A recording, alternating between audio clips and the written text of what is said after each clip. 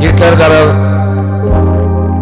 tarihte bir beyik şahsiyet Lukman Hekim her bir joloriyal dosyar bilen oturup iyi içip şaatlanan gününü bir yaş hasap ediptir diýdi. Matumuna tanıl şunu öz goşgularyny 4400 yaşan Lukman Hekimiň diýip getirýär.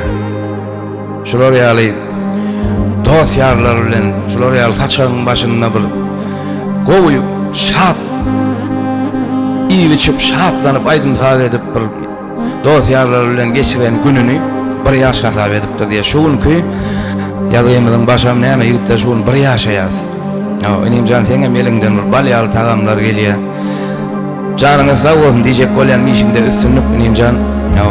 Dinleýijilerimizden näme 4400 ýaşan Lukman Hekimiň başy gara buma batdy yaranlar diýe. Meňne Döwranjanma agam da bular sahnanyň arkasynda görünmeýän gahrymanlar da men goşa ganatym da agam janny. Döwranjan men şu gün size bir hedel bereliň nesip edenden. Agam ýör.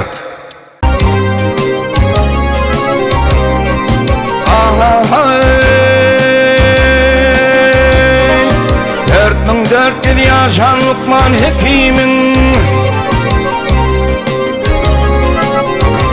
ay 4400 ýaşan Lukman Hekimiň başy gara buma batdy ýaranlar.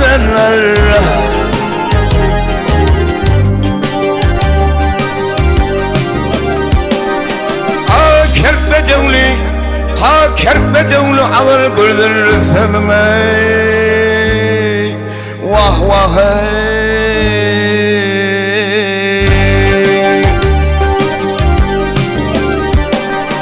asıl cılığından tuttu ya